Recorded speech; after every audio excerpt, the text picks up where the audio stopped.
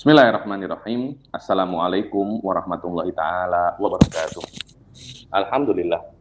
Alhamdulillahirabbil alamin wassalatu wassalam ala sayyidil mursalin wa ala alihi wa sahbihi wa man tabi'ahum bi ihsanin ila yaumiddin. Nawaitu ta'luma wa ta'lim wa naf'a wal intifa wal ifadah wal istifadah. Wal hatta ala tamasuki bi kitabillahi ta'ala wa sunnati rasulihi wa du'a ilal huda. Wa dalalata alal khairi wa bigha'a mardatihi wa qurbihi wa thawabihi subhanahu wa ta'ala. Allahumma faqihna fid din wa alimna ta'wil. Rabbi shrah li sadri wa yassir li amri wahlul 'uqdatam min lisani yafqahu qawli waj'al li waziran min ahli.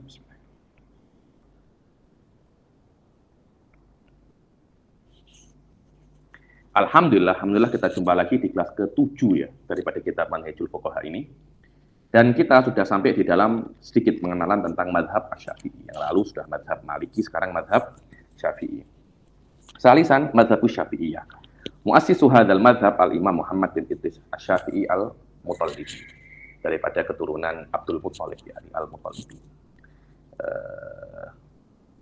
Alladzi ulida fi Ghazzah sanata 150. Beliau itu lahir di Ghazzah, di Gaza, sekarang ini diserang oleh Israel. Semoga jalur Gaza ini cepat ditolong oleh Allah, karena disitulah lahir imam kita Al-Imam Asy-Syafi'i. Dan beliau meninggal di Kairo, Mesir tahun 204. Beliau belajar atas banyak sekali guru-guru di Mekah, masyayikh, ulama-ulama Mekah, di antaranya adalah Muslim bin Khalid Az-Zinji. Ini di antara murid gurunya Imam Syafi'i, yang Syafi'i itu belajar fikih dengannya. Az-Zinji itu maknanya negro, hitam. Cuma wallahu alam katanya itu min asmail abdad. Bukan karena dia itu negro, tapi karena putih. Dikatakan apa namanya? Negro. Dikatakan apa namanya? Negro. Di Arab biasa semacam itu. Dulu di Jordan itu ada namanya Syekh Toha Urabi. Syekh Toha Urabi ini buta, tapi orang-orang mengatakan Syekh Toha Urabi al-Basir, yang bisa melihat. Padahal apa namanya? Buta. Ya, ini untuk tafaul atau min apa namanya, untuk adab. Ada orang gemuk, masya Allah, itu yang nipis tuh ge, yang nipis tuh ge, yang masih yang belum menikah, oh yang isinya 4 tuh ge. Jangan marah Ustaz Hasan. Wa Sufyan bin Uyainah yang meninggal tahun 198. Kemudian beliau mulazim Imam Malik dalam Madinah sampai Imam Malik itu meninggal. Kemudian beliau berpindah di Baghdad dan mulazamah Muhammad bin Hasan Asy-Syaibani. Ini muridnya Imam Abu Hanifah. Jadi Imam Syafi'i paham mazhab Imam Malik dan paham mazhab Imam Abu Hanifah. Ya, nikmat satu roy wal hadis, semuanya beliau hadam semua. Hadam ini makna Malaysianya itu diambil daripada bahasa Arab. Hadam. Beliau cerna semuanya. Itu dipakai di dalam bahasa Melayu, hadam. Wa bidzalika jama'a fiqhal Hijaz wa fiqhal Iraq. Karena beliau belajar dengan Imam Malik, karena itu beliau bisa untuk mengetahui dan memahami fikih Hijaz dan fikihnya Iraq. Wastaqarra akhiran fi Misr, dan beliau menetap sampai beliau meninggal di Mesir. Ghayyara khilalaha ba'da fikih di sebagian. Saya kira beliau di taat di fikih itu 4 tahun. 4 tahun beliau itu fikih, apa namanya, di Mesir.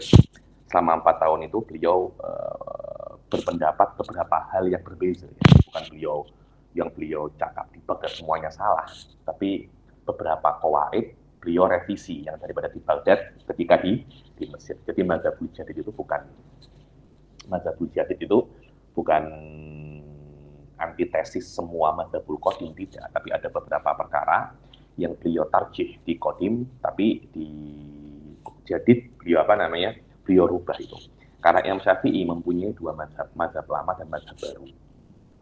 Oh, ini maknanya Imam Syafi'i itu tak stable, tak. Saya rasa ulama semacam itu. Ya, ini sekarang Anda cakap salah. Kemudian Anda tengok dalil-dalil yang lain, ternyata itu benar. Ya, ini min hakil ilm. Anda itu rujuk. Malah kalau Anda tahu itu salah, kemudian Anda diam karena Anda malu, saya rasa itu perlu dipertanyakan Anda itu ulama atau tak. Dan saya selalu mengajarkan kepada student saya, jangan malu mengakui kesalahan ketika Anda itu salah. Kalau Anda salah, Anda tidak mengakui, ya malah itu yang memalukan. Ya. Itu yang memalukan. Fasara lahu madhaban al-qadim fil Iraq wal madhabul jadid fil Mesir. Yani, maka Imam Syafi'i mempunyai dua madhab, madhab yang baru dan madhab yang lama. Madhab baru itu di Mesir, madhab lama itu di Baghdad, Irak. Yani, manhajnya beliau di dalam istinbat itu macam mana? Dan ini adalah yang beliau jelaskan di dalam kitab beliau Al-Um. Al-Um itu kitab induk daripada fikih Syafi'i, nanti semuanya akan ke dalam kitabul ini. Haitsu qala al-ilmu tabaqatun syatta. Ilmu itu banyak sekali level-levelnya. Yang pertama adalah kitab wa sunnah. Kalau memang sunnahnya itu sabatan, ada sunnah yang sahih, maknanya kena ambil ilmu daripada situ. Yang ketiga, an yaqula ba'du sahabi an yaqula ba'du ashabin Nabi sallallahu alaihi wasallam qaulan wa la na'lamu lahu mukhalifan.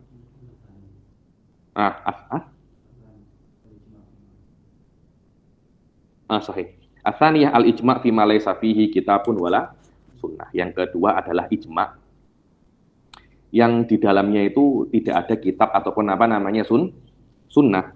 Yang ketiga, an yaqula ba'du ashabin Nabi sallallahu alaihi wasallam qaulan wala na'lahu mukhalifan. Yani, ini yang kita kenal dengan nama ijma' as-sukuti. Satu sahabat cakap kemudian yang lainnya diam. Ini bukan ijma', bukan konsensus yang biasa. Saya tak tahu ada satu orang cakap konsensus itu tidak ilmiah ya. Cakap konsensus tidak ilmiah. Orang-orang itu tak paham apa itu makna konsensus ya. Konsensus itu adalah dalil yang sangat kuat melebihi kitab was sunnah. Nah, konsensus itu ada dua. Contohnya kita semua ulama ya. Saya cakap Bitcoin haram. Anda cakap haram. Itu konsensus yang benar.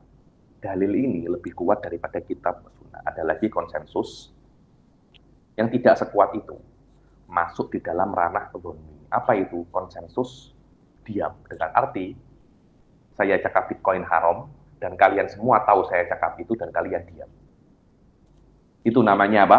Ijma' tapi sukuti. Itu pun juga hujjah tapi tidak sekuat ijma' yang lafzi tadi gitu. Ya ini an yaqula ba'du ashabin Nabi qaulan wala na'lamu lahu mukhalifan. Yani satu sahabat cakap sesuatu dan sahabat-sahabat yang lain tak ada yang komplain. Yang keempat, ikhtilafu ashabin Nabi sallallahu alaihi wasallam fi dzalik. Yang keempat adalah bagaimana ashabun Nabi Muhammad sallallahu alaihi wasallam berikhtilaf di situ dalam sebuah masalah. Nanti mungkin yang Syafi'i ambil salah satunya. Kemudian qiyas wala yusaru ila syai'in ghairul kitabi wa sunnah wa huma mawjudan wa inna ma yukhadul ilmu. Dan tidak boleh Anda ambil nomor 2, 3, 4, 5 itu selama kitab wa sunnah itu masih ada. Kalau Anda nak ambil ilmu, ya ambil daripada puncaknya dulu. Ada Pak di puncaknya. Di puncaknya tak ada, turun lagi wahakadha. Wa nassa Syafi'i ala anna mursalat Sa'id bin Musayyib sisan, yakni mursalkan marafa'ahu tabi'i ila nabi. Nah, mursal ini ghairu hujjah menurut Imam Syafi'i, kecuali mursalatnya Sa'id bin Musayyib. Kenapa? Karena beliau itu menantunya Abu Hurairah. Jadi kalau beliau tak cakap siapa setelahnya, biasanya itu daripada ayah mertua beliau. Mungkin tak selesa kot sebutkan ayah mertua, macam dia tak selesa. Akhirnya tidak disebut. Karena itu Sa'id bin Musayyib murasalatnya itu atau mursalnya beliau itu semua diterima. Qalu li'annahu tatabba'aha fawajadaha musnadah. Karena semua marasil Ibnu Musayyib diteliti oleh Imam Syafi'i dan beliau tengok semuanya itu musnadah. Mana musnadah? Semuanya sanadnya itu riwayatnya lengkap semuanya. Wa ra'a anna marasil kibari tabi'in idza tudidat bima yuqawiha hujjah. Dibilang mursal kalau daripada kibarut tabi'in, daripada tabi'in yang hebat seperti Hasan Al-Basri dan yang lain-lain, kalau beliau itu meriwayatkan daripada beliau langsung Nabi, seharusnya secara kaidah umum Imam Syafi'i tidak diterima. Akan tetapi kalau ada syawahid yang menguatkannya boleh diterima. Tapi mursal yang lain walaupun ada syawahid tidak bisa untuk diterima. Wa afadha bil ijma' ala annahu hujjah. Dan beliau itu amik ijma', bahwasanya ijma' itu hujjah, bahkan hujjah yang paling kuat sekali ya. Walakinnahu jabaha idda'a al-ijma' liyumahhisal qaul fihi yani. Akan tetapi Imam Syafi'i itu wajahal qaul iddi'aul ijma' liyumahhisal qaul fihi. Yani wallahu a'lam maknanya oke, ijma' itu hujjah. Kemudian beliau menghadapi klaim-klaim yang mengatakan ini ijma, ini ijma, ini ijma. Beliau menghadapi klaim-klaim di dalam wuqu'ul ijma' fi ba'di afrodil masail. Nah, pada saat beliau mengatakan ijma itu hujjah, beliau mungkin akan lebih selektif di dalam memilih mana yang benar-benar itu adalah ijma. Wadih ya. Karena semua orang boleh mengklaim ini adalah ijma. Ibn Taimiyah ketika kita membaca Al-Kasyifus Shaghir, berapa banyak kita melihat ada ijma salaf wa ijma'ul ummah. Itu dia wajah ya nih. Anda cakap ijma kan? Hadapi saya, buktikan kalau itu ijma. Kalau memang Anda boleh membuktikan bahwasanya itu ijma, saya akan boleh terima. Ayo. Wa Imam Syafi'i hamala alal istihsan. Hamala alal istihsan. Hamala ya nih. Beliau ini menanggung istihsan dengan arti hamala ini menyerang. Beliau memang tak suka istihsan itu yang diambil oleh Imam Abu Hanifah, katanya semacam itu. Akan tetapi istihsan yang dimaksud oleh Imam Abu Hanifah bukan istihsan yang dimaksud oleh Imam Syafi'i. Lafadznya sama, maknanya beda. Sebab itulah Syekhul Islam Zakaria Al-Ansari dalam kitab beliau Ghayatul Wusul mengatakan dengan yang maknanya lam yatahaqqaq fil istihsan maknan yasluhu fihi khilaf. Yakni semua menggunakan hadza hujjatun lil istihsan wa hadza hujjatun lil istihsan. Syafi'i la man istahsana faqad syarra. Yang ambil hukum karena hawa nafsunya, maknanya dia itu sudah membuat syariat baru. Yang boleh semacam itu hanya Allah saja. Yang membuat hukum karena dia nak itu hanya Allah. Yang lainnya tidak boleh. Lada wa mana istihsan secara lughah. Apakah itu yang diambil oleh Imam Abu Hanifah? Yani Imam Abu Hanifah membuat hukum ini terpulang kepada hawa nafsunya. Apakah semacam itu? Hal hakadat ulama semacam itulah ya. Anda kira ulama ini politikus kah? Di orang-orang politik kah? Yang mungkin hanya maslahat beliau, maslahat itu tak ada. Ulama itu akan ambil hukum ini haram atau halal, semuanya terbina daripada dalil. Waqala man istahsana faqad syara. Syara yani ai sana'a syari'atan jadidatan min indi nafsihi. Hadza huwa syara. Lakinnahum qalu innal istihsana alladhi dzammahu Imam Syafi'i huwa makana fil hawa. Akan tetapi mereka mengatakan ulama-ulama Syafi'iyah, istihsan yang dicaci, yang dicela oleh Imam Syafi'i itu adalah istihsan yang dengan hawa nafsu, bukan istihsan yang dikatakan oleh Imam Abu Hanifah. Imam Abu Hanifah ambil istihsan berdasarkan dalil, berdasarkan hawa nafsu. Dan Imam Syafi'i tidak mengambil qaul ahlil Madinah itu sebagai hujjah. Yang mana Imam Malik ambil qaul ahlil Madinah ini, dan beliau cukup wastagna anil masalih al mursalah bima samahul munasabah. Yani Imam Syafi'i tak ambil masalih mursalah, tapi beliau ambil apa munasabah. Apa ya munasabah itu? Munasabah itu antara maslahah dan hukum. Itu ada kecocokan. Contohnya ini baik dihalalkan, buruknya teruk lebih diharamkan. Lah semacam itu. Itu namanya munasabah. Yakni antara ilah dan hukum itu ada kecocokan. Itu namanya munasabah. Dikatakan al-illah al-munasibah. Dan yang paling masyhur daripada murid-muridnya Imam Syafi'i itu yang menyebarkan madhab adalah Yusuf bin Yahya al-Buwaiti yang meninggal tahun 231, Ismail bin Yahya al-Muzani yang meninggal 264. Al-Buwaiti ini orang kedua Imam Syafi'i. Al-Muzani macam setelah Buwaiti. Dan Imam Muzani ini ikhtiaratnya banyak. Beliau ini saya rasa sudah sampai derajat mujtahidul mutlaq. Jadi ikhtiaratnya Muzani itu banyak sekali. Karena itu kan kalau Anda tengok dalam kitab-kitab fikih furu itu waqtarahul Muzani. Maknanya Muzani ambil pendapat yang berbeda, terbina atas kitab was sunnah, tapi tetap istinbatnya menggunakan usulnya Imam Syafi'i. Rabi' bin Sulaiman al-Muradi yang meninggal 270 tahun. Yang alladzi amla alaihi Syafi'i kitabahum. Yani wallahu a'lam, Rabi' al-Muradi ini katanya tak pandai-pandai sangat, tapi hafalannya kuat.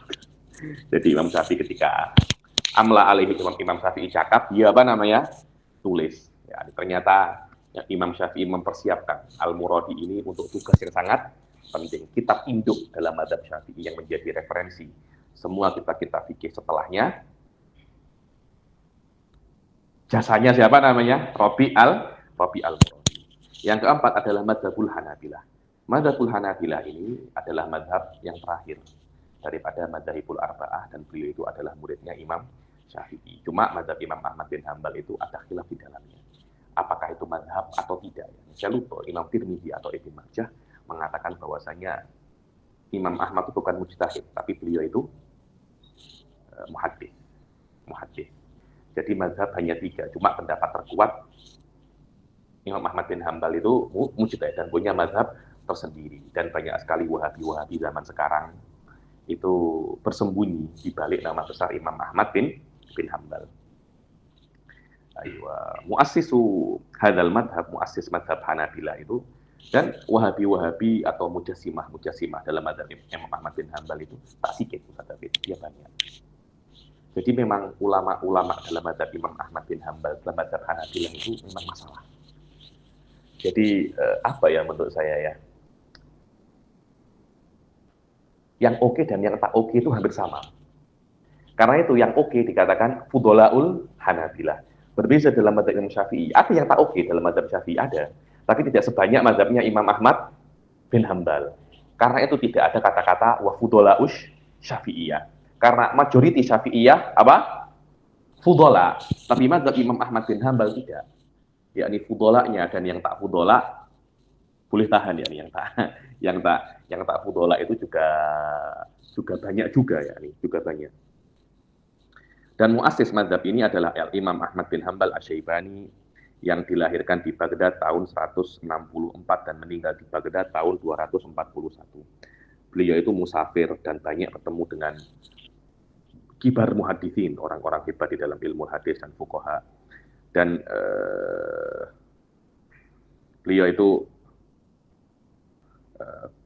mengenal mazhab Hanafiyah ketika mencari hadis tentang Abi Yusuf.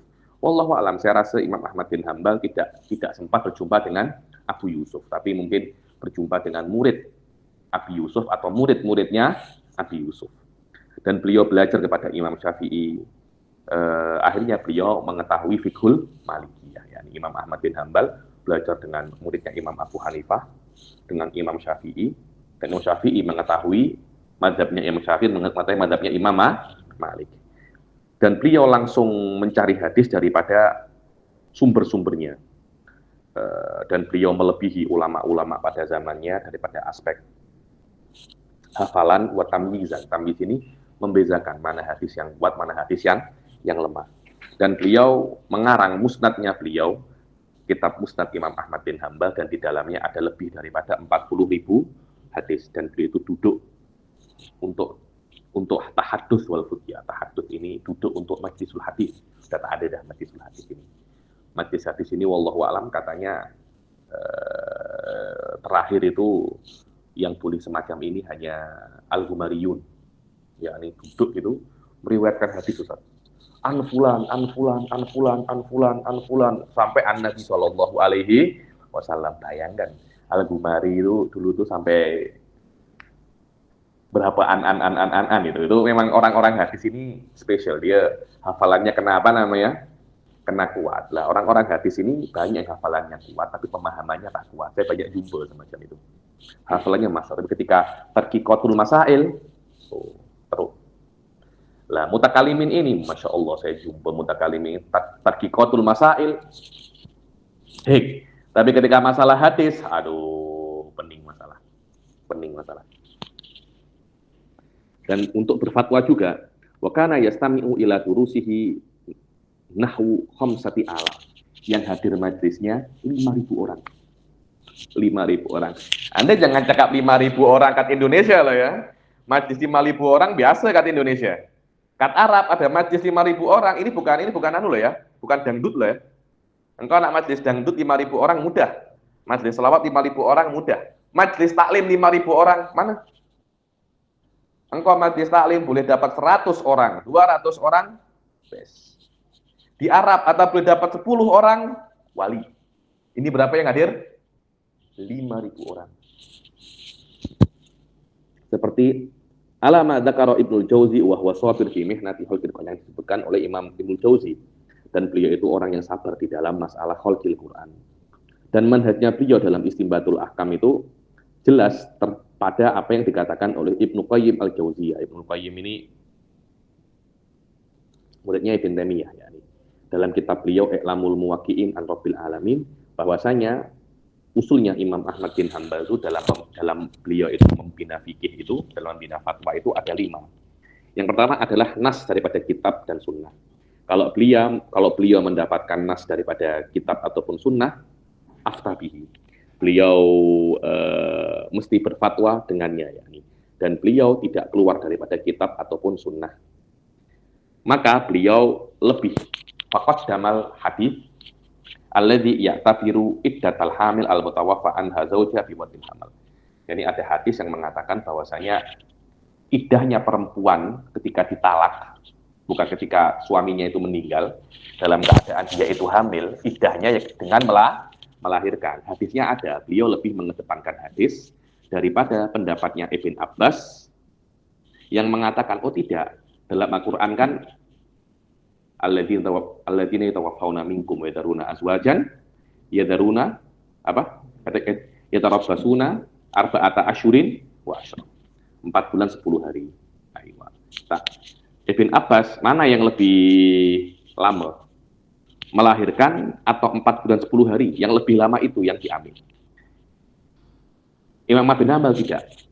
Wadul hamal. Jadi kalau meninggal, minggu depan melahirkan, hari ini suaminya meninggal, minggu depan istrinya melahirkan, ya sudah, minggunya depannya lagi istrinya sudah boleh apa? Sudah boleh menikah, tidak ada masalah. Walam yufti bi annaha ta'taddu bi abadil ajalain al-waridah bi fatwa Ibn Abbas, dan beliau tidak berfatwa bahwasanya sang istri itu ta'tad beriddah dengan abadul ajalain, 2 masa yang paling jauh seperti apa yang difatwakan oleh Ibn Abbas. Yang kedua, apa yang difatwakan, beliau mengambil yang difatwakan oleh sahabat dan tidak ada yang menolaknya. Dan beliau tidak melewati fatwa sahabat kepada selain fatwa sahabat. Dan beliau tidak mengatakan itu ijma. Faqabila syahadatal abad faqala la a'lam ahadan radda syahadatal abad. Yani beliau tidak mengatakan masalah ini ijma. Imam Syafi'i mengatakan masalah ini adalah ijma, tapi ijma suku. Sahabat cakap tidak ada satupun yang menolaknya. Karena itu beliau menerima syahadatul abad. Kesaksian hamba beliau terima. Kenapa? Karena beliau mengatakan, aku tidak tengok ada satupun sahabat yang menolaknya. Kalau sahabat tahu dan tidak menolaknya, maknanya sahabat setuju. Loh, kenapa? Mungkin saja sahabat malas ada. Anda kira sahabat itu macam manta ya? Lihat kebatilan malas. Di samping ada dangdut, lo kena tegur. Itu ada biduan menyanyi seksi, lo kena tegur. Malas lah saya. Takut. Sahabat tak macam itu. Ulama itu tak macam itu. Jadi ulama itu tidak semudah apa yang Anda pikirkan tuh. Ulama itu kena al-amr bil ma'ruf wa nahyu 'anil munkar. Yang buruk kena cakap dia buruk. Tidak boleh ulama dia tengok seumpamanya ada seseorang namanya guru gembul, cakap perkara yang tak elok, ulama itu diam, tak boleh. Dia kena tegur. Walaupun nanti akan ada banyak haters yang serang dia, akan ada banyak buzzer yang serang dia kena tahan. Kalau Anda tak nak, saya jadi ulama, jadi yang lain-lain lah. Jadi apa kah? Jadi pegawai kerajaan kah? Kerja kat CPJ kah? Kerja kat tentara kah? Kerja kat polis? Kerja berniaga kah? Tak ada masalah, tapi ulama kena cakap benda yang elok. Ada benda yang tak elok, dia kena tegur. Benda yang elok, dia kena sokong. Hadza huwa wazifatul ulama. Anda kira ulama itu seronok nggak? Oh, ini ada dapat uang saku hati, dapat amplop, tak semacam itu. Mereka mempunyai tugas. Yang saya rasa kalau Anda menjadi ulama, melakukan tugas itu Anda tak akan mampu. Ayo. Dan Imam Ahmad bin Hanbal idakhtalafa, yang ketiga, idakhtalafa sahabah takhayyara min aqwalihi ma ra'ahu aqrabuha ila kitab wa sunnah. Kalau sahabat itu khilaf, beliau memilih daripada pendapat-pendapat sahabat itu yang paling dekat dengan kitab ataupun sunnah, dan beliau tidak ambil pendapat di luar pendapatnya para sahabat. Fa in lam yatabayyan lahu muwafaqatu ahadil aqwal hakal khilaf wa lam yuzim. Kalau beliau tidak bisa memilih salah satu, beliau ambil salah satu tapi lam yajzim bi khilaf. Yani walam yajzim, maaf, walam yajzim bi qauli wallahi. Ada 3 pendapat, saya tak tahu macam ini yang macam yang benar yang nomor 3, tapi yang 1 dan 2 juga kuat. Beliau cakap la alla shawab asal hakala, tidak ada jazm, la as-sahih wa sahih, ada huwa jazm. Itu yang yakin. Imam Ahmad bin Hambal ketika dalilnya kuat, khilafnya kuat, dia tidak cakap dengan yakin. Yang keempat, al-akhad bil hadisil mursal. Amik dengan hadis mursal dan hadis dhaif kalau tidak ada yang menolaknya. Warajahaha al-qiyasi wa dhaif. Dan Imam Ahmad bin Hambal lebih mengedepankan hadis mursal dan dhaif daripada qiyas, dan beliau mengatakan hadis yang dhaif lebih aku sukai daripada pendapat-pendapat ulama. Dan bukan yang diinginkan oleh Imam Ahmad bin Hambal dengan hadis dhaif itu adalah hadisul batil atau hadis mungkar, atau yang di perawinya itu ada yang muttaham, tertuduh apa? Tertuduh bohong. Kalau tertuduh bohong sudah tidak diambil itu. Al-qiyas fa idza lam yakun mimma taqaddam syai'un yusaru ilal qiyas. Yang kelima baru dia akan ambil analogi. Ketika tidak ada daripada yang 4 yang awal itu tidak ada, baru dia ambil analogi. Kecuali usuliyin itu menyebutkan usulan untuk Imam Ahmad bin Hambal, di antaranya adalah ijma, istishab, istihsan, masoleh, mursalah, wa daraih. Wal ijma tidak diingkari oleh Imam Ahmad bin Hambal. Asalnya saya percaya dengan ijma, akan tetapi Imam Ahmad bin Hambal, aku tidak percaya bisa jadi ijma setelah zamannya para sahabat. Karena gimana ya? Orang kalau paham ijma, dia mungkin akan berpendapat sama seperti Imam Ahmad bin Hambal. Karena ijma itu adalah kesepakatan di dalam pendapat antara para ulama. Dan ulama itu tidak hanya di Mekah, sekarang macam sekarang. Ijma kan ada beberapa ulama kan di tempat di mana-mana ada, di Afrika ada, di mana lagi?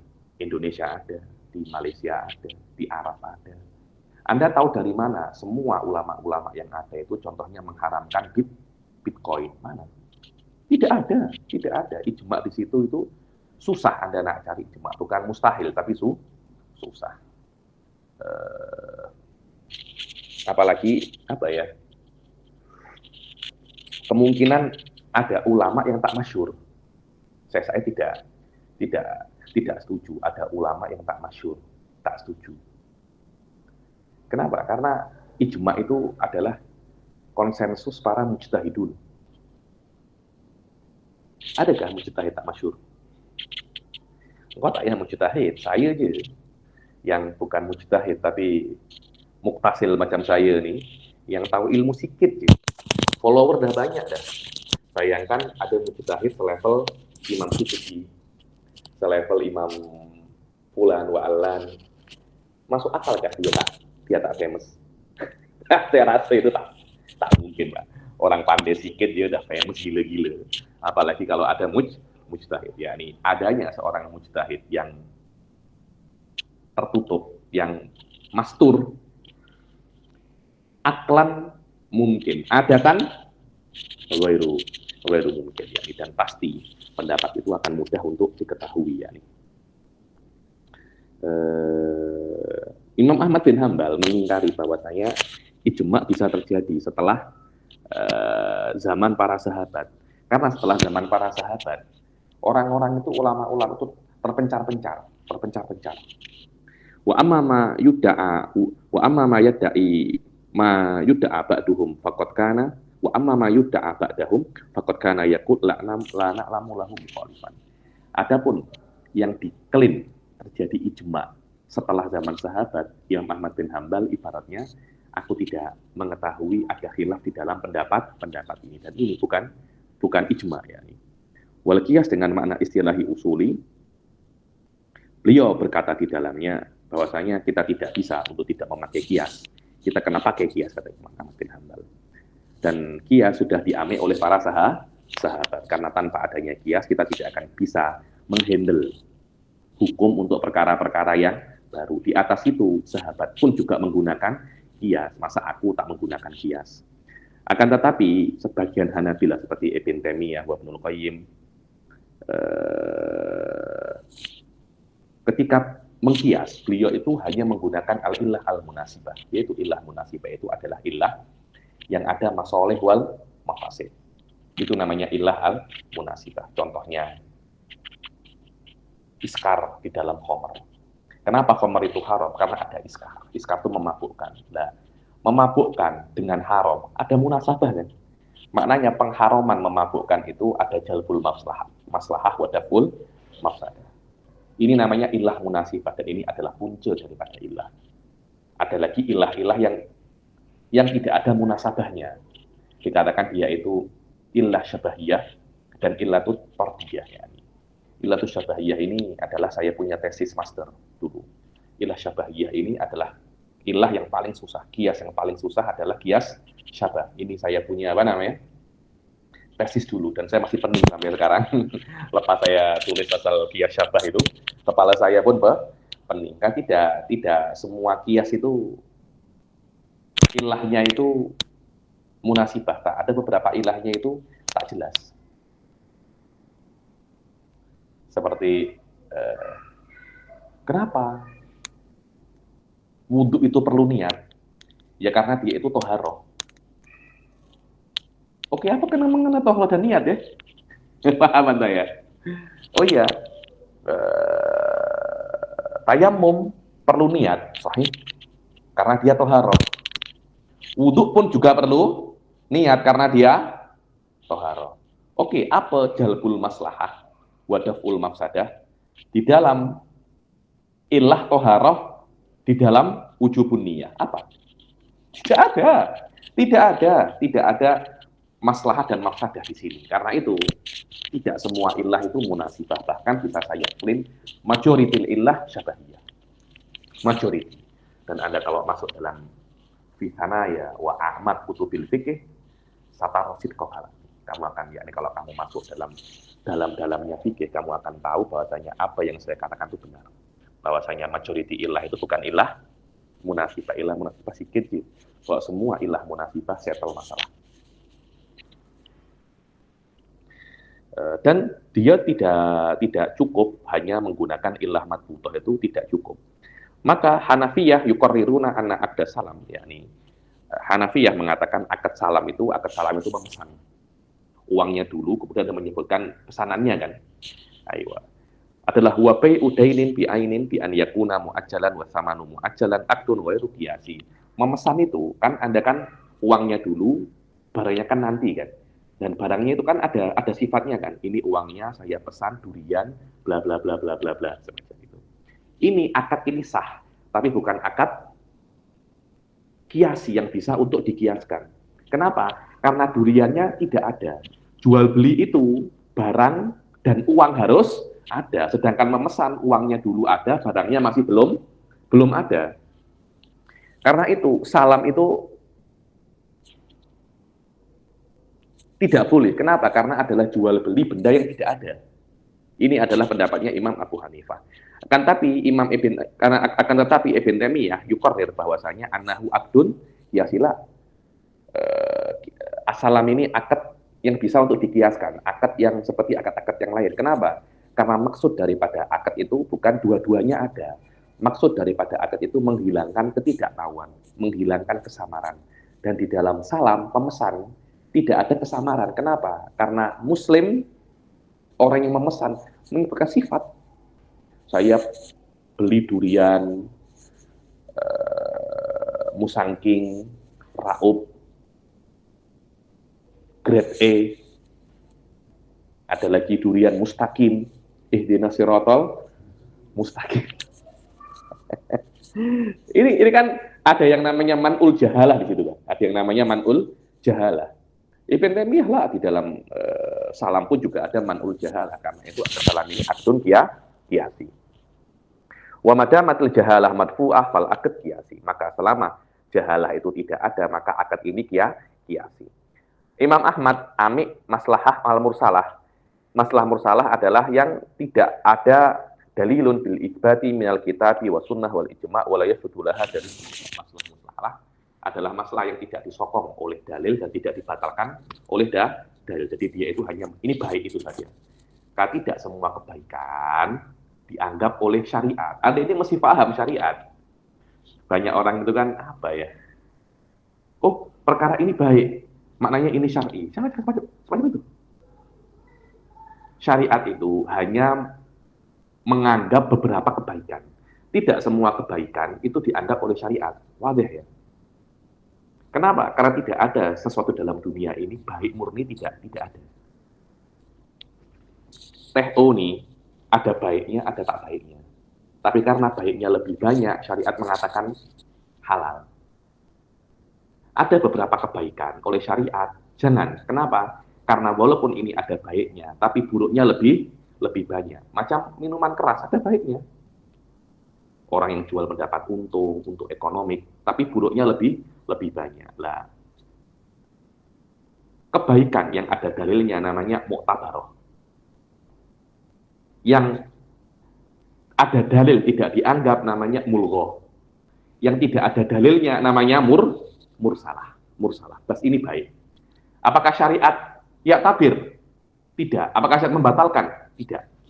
Li'annahu ra'a anna sahabata qad akhadhu biha, karena beliau tengok bahwasanya sahabat sudah amik dengan masalah al-mursalah. Maka Imam Ahmad bin Hambal berfatwa bahwasanya kalau ada orang itu ahlul fasad yang merosak ini macam jual dadah, pengedar dadah, pengedar narkoba, da'aroh ini pelacuran, maaf, orang yang hal-hal semacam itu, apa kalau orang Malaysia cakap itu, dia macam apa itu, Indo ayam apa orang Malaysia, anak ayam gitu. Itu orang Indonesia cakap itu.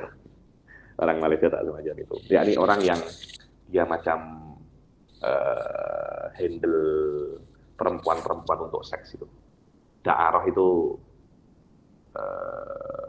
untuk apa namanya? Seks itu loh, untuk apa? Hah? Ya itu orang Jawa cakap itu. Kalau memang ada yang semacam itu, dia kena nafi, dibuang di tempat yang dia tidak boleh untuk membuat bisnis itu lagi. Nah, itu namanya nafi. Wa afta bi taqlidil had ala syurbil khamr fi nahari Ramadan. Dan fatwa kalau ada orang yang meminum arak di siang bulan Ramadan bukan 40 kali tapi tambahin 60 kah 70, maka kurang ajar itu. Udah minum arak di bulan Ramadan pula, siang hari pula. Kurang ajar kan? Kurang ajar itu. Jangan begaduh di siang Ramadan bulan hari. Wa afta bi uqubati man ta'ana fi sahabat. Orang yang mencaci maki sahabat apa namanya? Dihukum. Wa qarrara wujub dzalik. Ini wajib. Kalau ada orang mencaci maki sahabat Syiah Imamiyah kena dihukum ya. Dan sultan tidak boleh untuk memaafkan orang yang mencaci maki sahabat karena ini hakullah. Akan tetapi sultan kena menghukumnya dan yastatibuhu, memintanya untuk bertaubat. Kalau dia bertaubat, oke. Kalau tidak, hukum minta tobat terus macam itu sampai dia mati. sampai dia mati. Wad dzara'i, apa itu dzara'i? Menghalalkan sesuatu yang haram atau mengharamkan sesuatu yang halal. Adalah salah satu akar pilar daripada usulnya Imam Ahmad bin Hambal. Karena syari' kalau meminta sesuatu, maknanya dia pun juga mewajibkan wasilahnya, li'anna al-amr bi syai' amrun bi muqaddimatihi. Syari' mewajibkan anta untuk sholat, maknanya mewajibkan anta untuk menutup aurat, cari arah kiblat, wudu. Karena sholat tidak mungkin kecuali dengan hal-hal semacam ini. Li'anna syari'a idza talaba bi amrin fa kullu ma yusilu ilaihi matlubun. Karena syari' kalau meminta sesuatu, maka setiap perkara yang bisa membuat Anda sampai kepadanya itu juga matlub. Kalau syari' itu melarang sesuatu, maka setiap perkara yang yu'addi ilaihi juga manhi, melarang sesuatu, maka setiap sesuatu yang bisa untuk sampai kepadanya juga dilarang. Jangan berzina, sesuatu yang bisa mengarah ke zina juga haram. Wal madhabul hambali asyadul madzahib akhdan bidara'i, dan madhab hambali adalah madhab yang paling keras di dalam masalah daroe ini. Contohnya adalah talak silak qabla nuzuli. Yani ada barang mungkin cakap dia kasut nak masuk market. Sebelum masuk market, Anda tengok kat harbor, kat pelabuhan. Anda beli kat pelabuhan semuanya, tidak boleh. Biarkan dia masuk market dulu. Kenapa? Kalau Anda sudah setelkan kat pelabuhan nih, nanti akan tertipu karena sang penjual tak tahu harga pasar, tak tahu harga market dia berapa. Yang kedua, akan ada semacam ehtikar. Apa itu ehtikar? Monopoli. Dia bisa untuk menguasai harga market. Karena bisa untuk hal semacam itu, walaupun jual beli kat pelabuhan itu boleh, tapi diharamkan agar tak terjadi semacam ini namanya talak silak. Talak silak qabla nuzuliha fil aswaq. Anta menjemput, membeli barang-barang sebelum dia itu turun kat market, kat pasar, dan beliau ambil semuanya untuk kontrol pasar. Ini tidak boleh. Kenapa? Karena itu akan menyebabkan kepada monopoli, ehtikar, menimbun atau menipu sang penjual. Maka Imam Ahmad bin Hambal membuktikan atau memberikan hak khiyar kalau seumpamanya terjadi itu dan ternyata baik terkena tipu, maka dia boleh cancel. Dia boleh cancel apa namanya? Dia boleh cancel jual beli ini. Idza tabayyana lahu anna si'ra ala ghairi mata, bahwasanya harganya jauh di bawah apa yang dia jual. Aw lam yatabayyan fayakunu lahu, atau walaupun masih lam yatabayyan, saya tidak tahu harga marketnya macam mana. Boleh Anda cancel agar tidak ada jalan untuk merugikan Anda atau untuk memonopoli harga pasar. Wa tahrimul Imam Ahmad bai as-silah indal fitnah. Imam Ahmad mengharamkan memperjualbelikan senjata dalam keadaan apa namanya?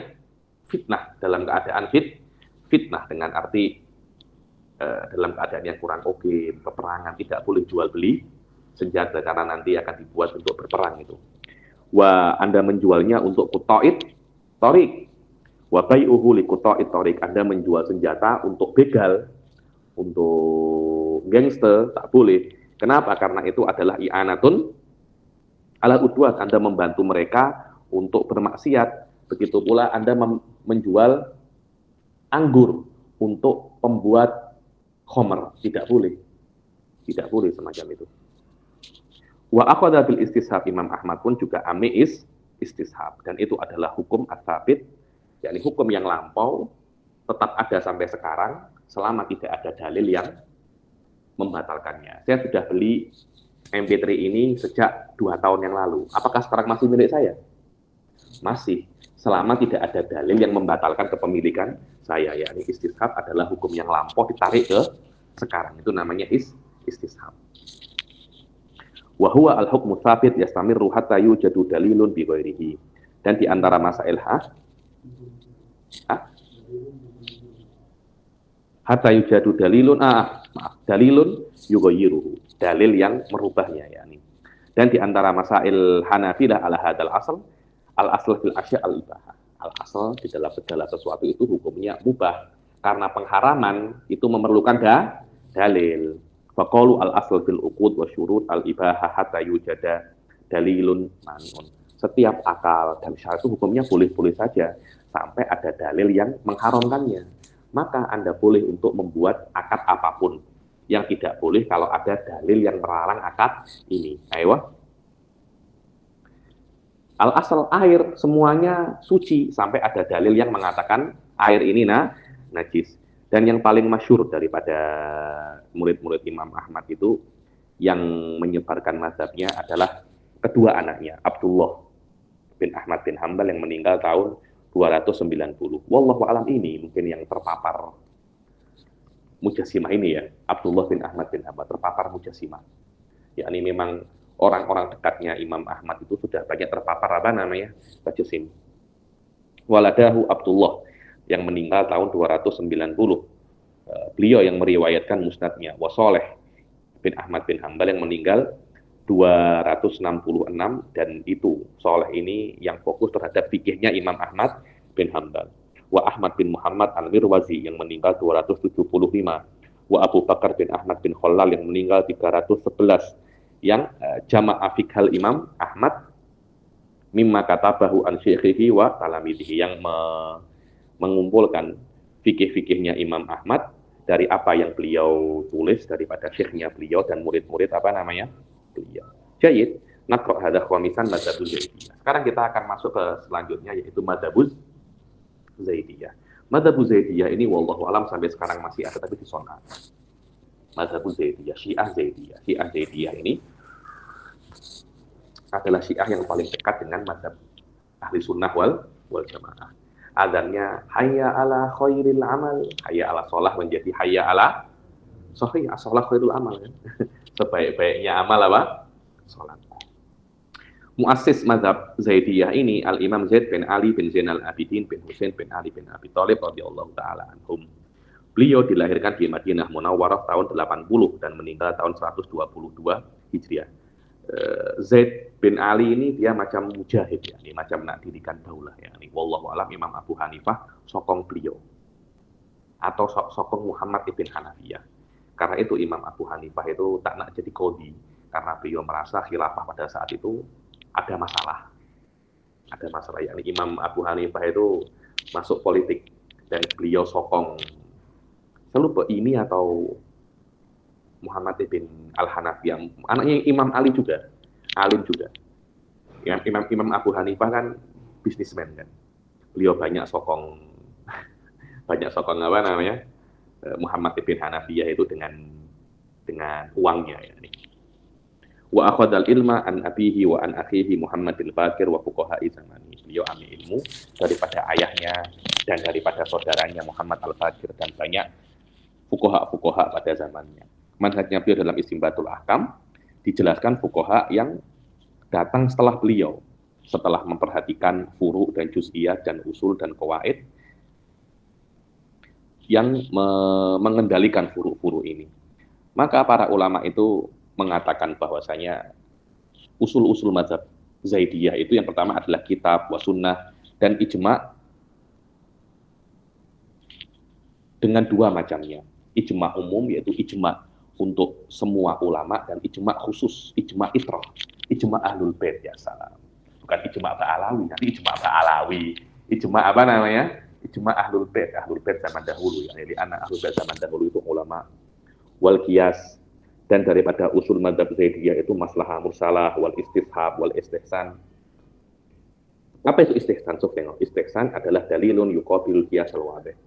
Istihsan adalah dalil yang berhadapan-hadapan dengan qiyas yang jelas dan syarat man qablana, syariat agama-agama sebelum kita, syariatnya Nabi Musa, syariatnya Yahudi, syariatnya Nasrani, itu juga dalil untuk Islam dengan arti apa yang diharamkan di sana diharamkan di sini juga, kecuali ada dalil yang merubahnya, tanpa ada yang merubahnya tetap. Ini khilaf ya, ini khilaf. Wallahu a'lam. Imam Syafi'i tidak ambil dalil syar'u man qablana itu karena dengan datangnya Nabi Muhammad semua syariat apa berubah. Wal akal, ada akal. Apa yang dianggap akal itu oke, maknanya ini halal. Yang dianggap tidak oke, maknanya haram. Fa kullu ma yuntafa bi min duni dhararin ajil wala ajil fa hukmuhu ibahah. Dan apa yang bisa bermanfaat tanpa ada masalah, tanpa ada bahaya yang langsung atau tidak langsung, maka hukumnya itu boleh-boleh saja mubah. Yakni usul-usul ini sebenarnya sepakat dengan apa yang dikatakan oleh imam-imam mazhab-mazhab yang lain, kecuali hukum akal ini. Wa huwa nau'un min ijtihad fi ma la nasofi, dan maknanya akal menurut Imam Zaidi ini semacam ijtihad daripada perkara yang tidak ada nas di dalamnya. Maka ketika akal itu menghukumi masalah ini itu bagus, perkara ini bagus, maka perkara ini imma sunnah atau wajib. Kalau perkara ini buruk ya imma makruh ya imma haram. Dan masalah ini mereka itu dekat dengan pendapat Mu'tazilah, yakni tahsin wa takbih akliyin. Wahum fi hukmil akal yakrubuna minal Mu'tazilah al-qailina bit tahsini wa takbih al akliyin. Wa allafal Imam Zaid kitab al-Majmu'. Imam Zaid bin Ali mengarang kitab Majmu' di dalam fikih. Darat alaihi abhatsu ulama Zaidiyah. Yakni dalam kitab Majmu' ini berputar di dalamnya itu ulama Zaidiyah mengkaji kitab Majmu' ini. Dan di dalam mazhab Zaidiyah ini nampak a'imah kibar yang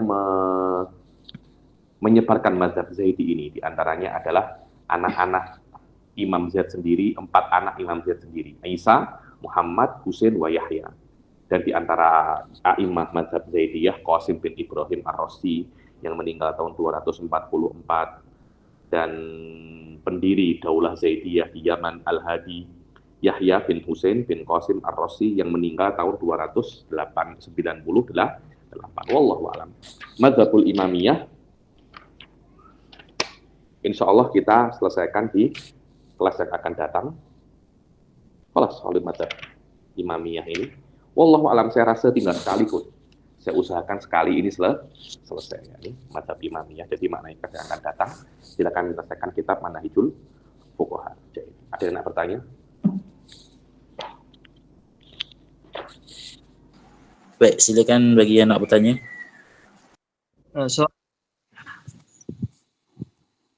Silakan.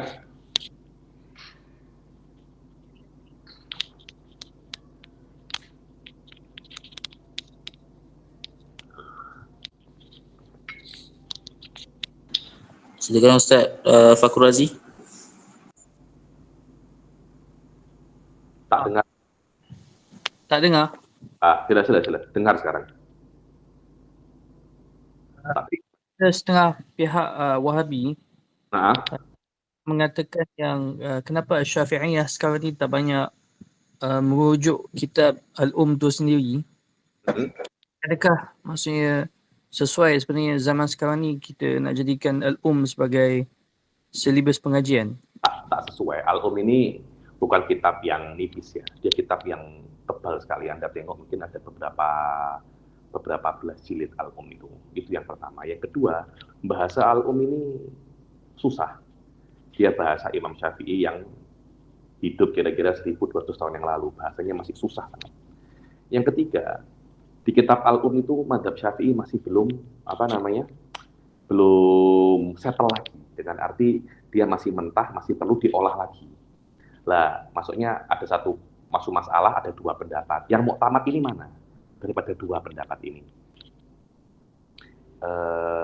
Kemudian ulama-ulama setelahnya itu mengolah Kitabul menjadi Nihayatul Matlab, menjadi menjadi basit, wasit.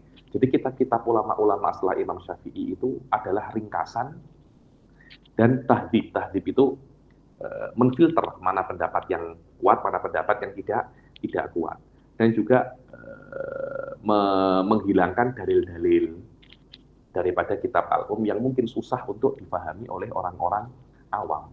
Saya rasa mengkaji Kitabul pada masa sekarang tidak sesuai. Dan kalau kita mengkaji kitab pada masa sekarang, saya rasa kita semacam tidak menghargai juhud para ulama-ulama terdahulu yang sudah berusaha untuk mempermudah Kitabul dan mensterilkan Kitabul daripada mazhab-mazhab yang qadim, mazhab-mazhab yang lemah, pendapat-pendapat yang lemah. Kita macam tak hargai, langsung kita kembali kitab Al-Umm, dan kita pun tidak mampu untuk mengetahui mana pendapat yang kuat, mana pendapat yang lemah. Di atas itu kita tak paham bahasa Arab sepower Imam Syafi'i ya. Wallahu a'lam. Tanya soalan kedua.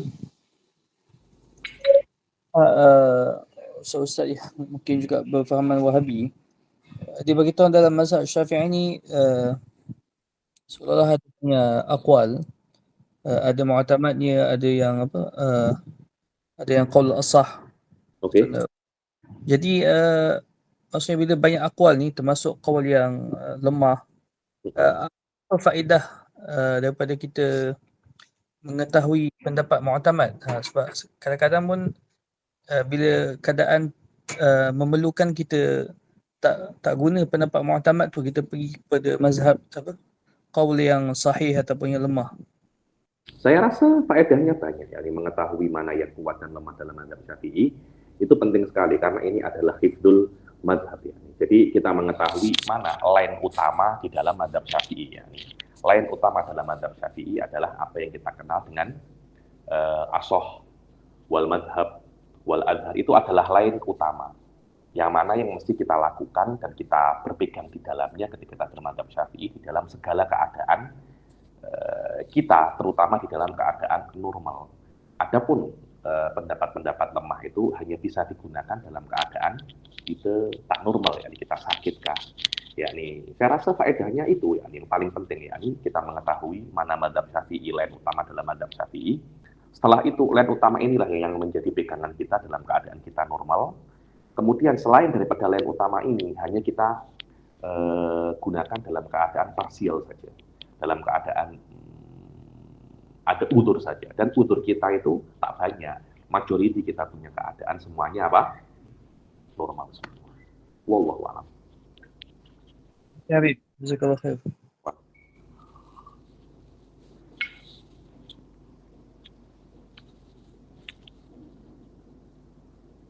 Oke. Assalamualaikum, Bib. Nak tanya kalau kan kemarin ada yang tanya kalau misalnya ada hadis. Dengar, Bib? Siapa nama Anda? Sanusi, Bib. Sanusi Cipit itu bukan? Bukan, Bib, dari Ambon, dari timur, Bib. Ahlan. Silakan. Ini kemarin ada yang nanya kepada kami bahwa bahasanya ada hadis dari Nabi SAW, ada 73 golongan yang insya Allah satunya akan masuk surga, Bib. Okay. Namun ini kami lihat bahwa perbedaan ini meliputi akidah, fikih, dan lain sebagainya. Nah, itu untuk memfilter bahwasanya yang satu itu kayak mana, Bib, untuk menjawab masalah itu, Bib? Malam yang satu ini saya rasa kita sebagai secara khulasoh ya, masalah ini panjang sebenarnya. Tapi secara khulasoh satu ini, satu firqah najiyah ini yang dikenal dengan firqah najiyah ini adalah yang dikatakan oleh para ulama adalah ahli sunnah wal jamaah. Dan ahli sunnah wal jamaah adalah kelompok yang menggunakan akidahnya berdasarkan mazhab Imam Asy'ari dan Maturidi, fikihnya satu daripada 4 mazhab, dan tasawufnya Al-Ghazali atau Junaid Al-Baghdadi. Itu dia, yakni ketika kita itu mengetahui memakai satu daripada 3 elemen ini, kita sudah masuk daripada al-firqatun najiyah. Masih panjang sekali ya, panjang sekali. Tapi khulasohnya apa yang saya sebutkan di sini. Wallahu a'lam. Syukran, Bib.